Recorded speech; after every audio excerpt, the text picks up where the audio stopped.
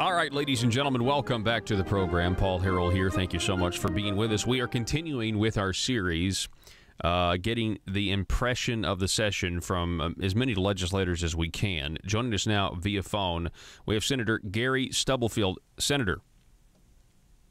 Yes, Paul. I'm so glad that you could come on. Well, I'm glad I can come on too. I hope I don't lose you. We've lost our landlines down here, and this reception here, cell reception, is not that good. So if I lose you, I will call you back. Okay, sounds good. It's a little breezy down here. Sounds good. Well, you're coming in loud and clear so far. So Senator Gary Stubblefield, ladies and gentlemen, he's a Republican from Branch, and he is from District 6. Senator, just real quick, feel free, take as long as you want, but what was your impression overall over this 2017 session? Well, Paul, I'll tell you, a couple of days before the session ended, I had a reporter come up to me and ask me what I thought about the session up to that point. And I told him, I said, I feel like right now that if we can get everybody packing 6 guns and smoking marijuana and teach them which bathroom to go to, we'll have a successful session. And that's almost what it seemed like it boiled down to, the whole session. There was some good legislation passed, and there was a lot of good legislation that got passed over. So, yeah, it was one of those sessions where I think there was a lot of pressure. It seemed like it was unusual. I've been through 4 of these now, and this one was a lot different because it seemed like early on there was a lot of pressure building up among the different members in the Senate and the House and some strange things happened. I don't know. I know they voted on the other end to allow the Speaker to have the discretion to choose all the committee members, and basically gave away their tenure, and that was kind of a shock. That happened. That happened right at the beginning. I mean, right at the beginning. Right at the beginning of the session, and I never really figured out why the House members did that. And then when we started in with our committee meetings, there was just, I don't know, a lot of things happening with the chairs of committees that were losing control of the committees, and just people walking out, members walking out, losing quorums, and it was a little different. It was a lot different. And then, of course, I know most of you realize or were aware of the fact that last week of the session, where Senator Flowers, who sits right directly behind me, had got up and give a talk at the well of the Senate on guns. Yeah. And that had been building up for some time. I could tell the pressure was building up there. It was a different session. It was different than any I'd experienced before. Yeah. Well, it's strange. I mean, it's the second session where you have Governor Hutchinson in his position. You have we've got even more Republicans than I think anyone ever dreamed, and yet it seemed like the leadership of the Republican Party, their goal was, maybe their primary goal or maybe secondary, was to control what wound up on Governor Asa Hutchinson's desk, and specifically, no question about that. No question about that. Specifically, we could talk about the campus carry bill. We could talk about what the media calls a bathroom bill, and the committee that you're on. You are on Senate Judiciary Committee, right? Correct. Okay, so the chairman of that committee was Jeremy Hutchinson. There were a lot of times towards the end there, when there was some conservative legislation that would have been heard, the committee just didn't even meet anymore. Is that correct? That's exactly right. The chair called off meetings. We would hold after session meetings for maybe 30 minutes and not allow certain bills to be heard. And it was pretty obvious what was going on. And I'll tell you something else, Paul, that I noticed. This is really troubling to me. I've been there going on 7 years, and sometimes I wonder why we even meet as legislators whenever you have these special interest groups and these large corporations that we can work for weeks and months on bills or pieces of legislation trying to get them together to present. And all these groups have to do is come in and make one statement, and the whole thing is just turned upside down. And I'm talking about groups like the Southeast Conference, the NCAA, these large corporations who have so much power and so much influence in state government that they basically control the whole agenda. And that's just wrong. And until we get a group of legislators who have a real backbone and are willing to stand up to some of these, I don't see things changing in the near future. Yeah, there does seem to be a lot of fear. We're talking with Senator Gary Stubblefield. Specifically, I know, you wanted to run, or you were thinking about trying to address some issues that have to do with, people going into locker rooms they got no business going into. And then, of course, we know North Carolina just tried to, or they did repeal part of that. And, there's all those Associated Press reports of, they had lost, millions and millions of dollars. And, but it really, at some point, though, it gets down to, do we really govern ourselves? Do we really, we the people, have a say? Or is it Walmart, or like you said, the NCAA or the SEC? Well, it's come down to money over safety, as far as I'm concerned. We had, the government kept saying we had no real issues, but that was not exactly true, because I was dealing with 2 or 3 issues in my own district, and I knew of several others in other districts who were having to deal with the same kind of thing. And some of these schools felt powerless. They were going to be sued, and they were told that they would lose the lawsuit. And they really were looking for somebody to give them some advice, because we had nothing in statute that would protect them. And, we were just trying to bring it back to local control and let them, decide what's best for them. But we were even shut out from doing that.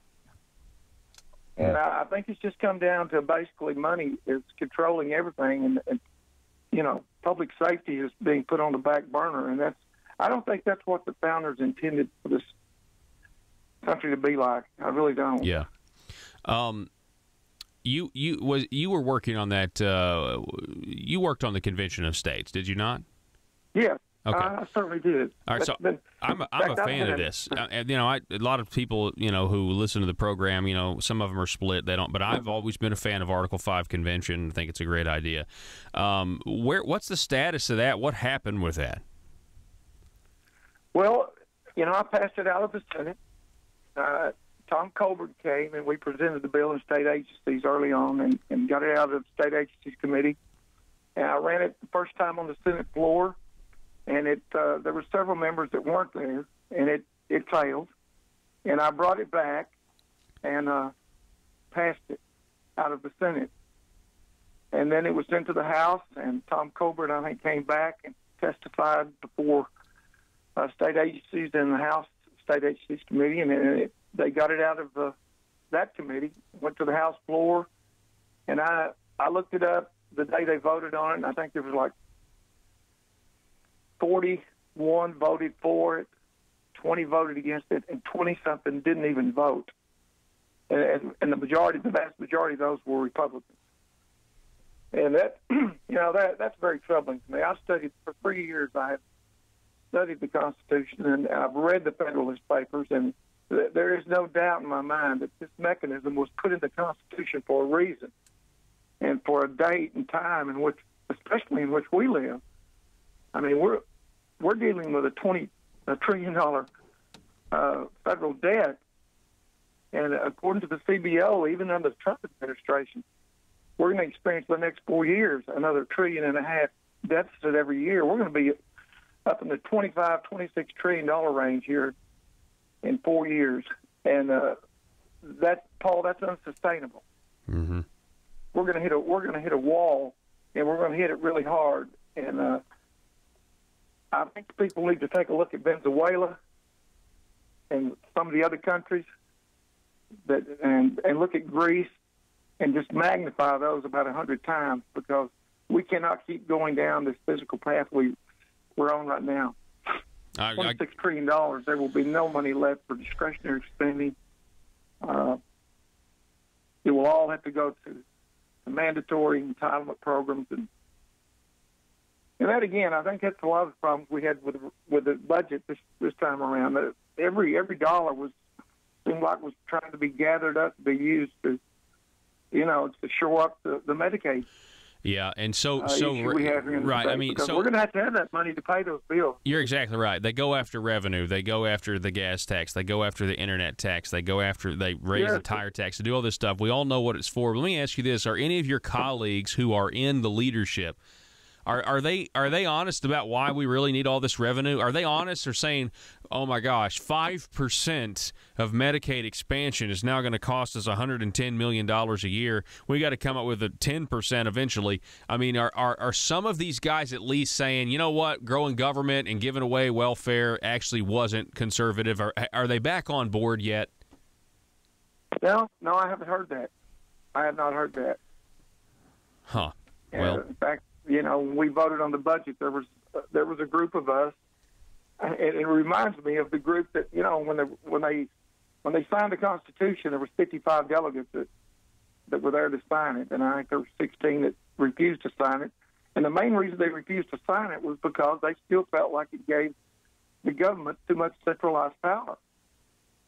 And I've often wondered, who that 16 would be if Brian King and I were alive, and I think Brian would probably be the first one to not sign, because he feels the same way that I do. Our government just continues to grow and grow and grow, and at some point we're going to have to put the brakes on this. Yeah. Because we do not have a balanced budget. Say that again. We owe money. Say that again. We don't have a balanced budget. We do not have a balanced budget in the state of Arkansas. They're going to say, Senator, we have a Revenue Stabilization Act, but we do not have a balanced budget. We've still got outstanding debt out there that has to be paid. So, yeah. I mean, it really all is a lot about of people don't realize that, carefully crafted language and perspective, I mean, but you're right.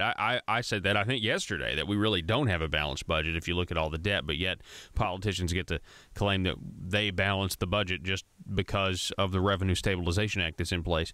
We're running out of time here, but can you kind of elaborate just a little bit on the gun situation? I mean, it was a very, very heated topic, and it started with just a campus carry bill to allow people who had a regular concealed carry license, if they were faculty or staff at a university, they'd be able to exercise that right.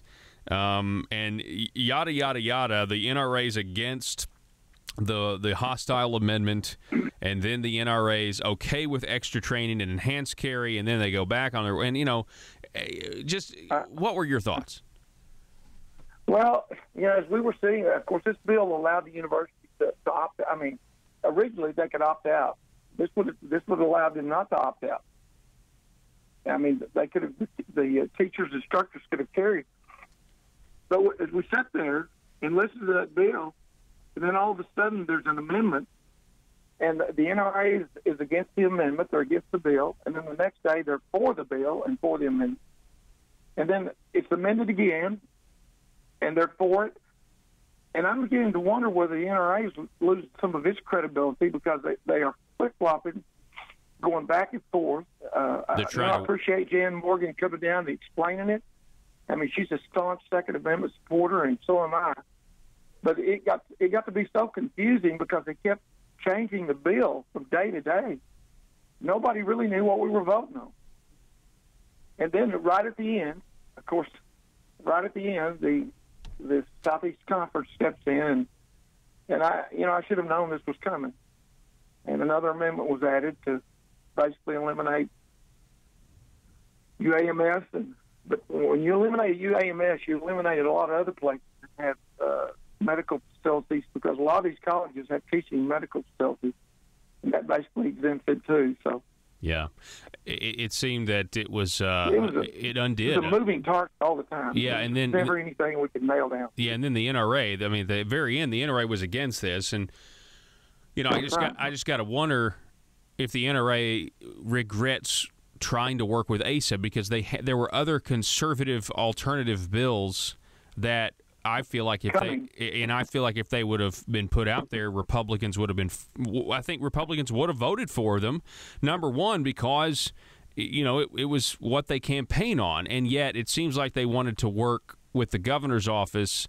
And I think they kind of have egg on their face, and I think they realize, hey, we shouldn't have worked with Asa Hutchinson. We should have just stuck with the conservatives that were pushing the bill to begin with.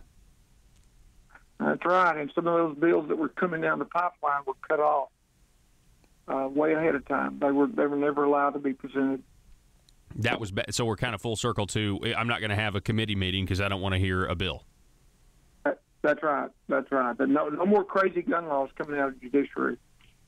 My goodness.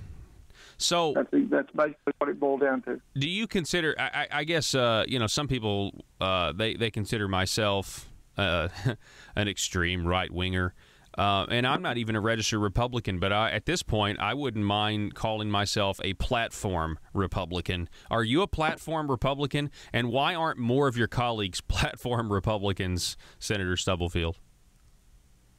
Well, I've always looked at myself as more of a common sense Republican. It's funny to me, Paul, how and I got a little agitated with some of these conservative groups who attacked me, especially concerning Article 5. Yeah.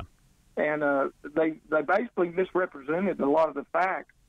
And, you can run a bill down there that somebody likes, and, you're as popular as sliced bread all of a sudden. And you run one that they disagree with, and you become demonized overnight by the same group. And, I don't know. And the thing about it is, one of these groups, and you know who I'm talking about, and I've fought fluoride. I've always wanted the fluoride issue to be under local control because I've talked to all my water people, and they felt like that should be a local issue voted on by the local people. And what better way to do that than support Article 5 and bring that power back to the states and the local government? And yet these groups fought against Article 5 like we were trying to undermine the federal government and bring socialism in. And that was very troubling to me. We got no support from them unless we, sponsored a bill that they were in total agreement with. And that bothers me. That really bothers me. Yeah, and I remember that, and I interviewed Mr. Brent Dove a few times, and I get the fear of a runaway convention, or at least I understand it, but I don't think that'll happen. Number one, number two. What we got working for us right now is not working. The Constitution is just a set of guidelines to these people to go around and have no force of law. That's really what we have right now, and it's going to take a reset, a redefining of what was meant in the 18th century, which is clear to me. But these modern day judges, they on purpose, they go after a policy result instead of just interpreting the law. Well, Paul, many of the opponents of the Article 5 were conservatives who feared, like you said, a runaway convention where the delegates start radically changing Americans, stripping us of our rights. But when you read and study, they had conventions, interstate conventions, long before the Constitutional Convention, which in itself was a runaway convention. But there's a gauntlet of constitutional roadblocks that has to be met before any amendment proposal can be ratified. It's basically impossible to have a runaway convention. And the fact is, when a state sends a delegate to a constitutional convention, that delegate has to deal with the subject the state sent him there to represent. Mm-hmm. If he delves off in some other area, they can recall him immediately. Yeah. And states like Indiana have even set up a law where that delegate can be charged with a felony. Yeah. If he strays away from the original. That's the reason there's never been a constitutional convention among the states, because they've never agreed on the same subject. It has to be the same subject, reining in federal power and getting our financial house in order. Senator, you have to deal with that. You can't deal with other issues because that would negate the whole convention. Senator Gary Stubblefield, I just want to thank you so much for your work and your conservative voting record, and your impression of the session is I think what a lot of conservatives feel right now, and it's just that we could do a lot better. And I'll give you the last word. It's good to be home. Okay, it is good to be home. And you know what, Paul? The last time I saw you at the Capitol, I thought to myself, I think he's feeling a little bit of the stress that we feel down there because I can see it in your face. And I'm sure you were glad to get back up in Northeast Arkansas. Oh, man, I'm so glad to be home as well. That place certainly weighs on your spirit in a lot of ways. And so, Well, it does. And let me just say this. I appreciate every legislator that goes down there because a lot of people don't realize the sacrifice that it is being away from our family, our children and our grandchildren for 3 or 4 months. And, it has a huge impact, a lot of times negatively on families by being away. And, we're not down there we're trying to make things better. The majority are anyway. And anyway, I appreciate, the legislators that go there to do the right thing. All right, Senator. I appreciate you and all you do to shed light on that. Yes, sir. I appreciate you. You be safe, and we will talk to you again soon. Thanks for coming on, sir. Thank you, Paul. All righty, folks, we got to take a break. The Liberty Machine rolls on next.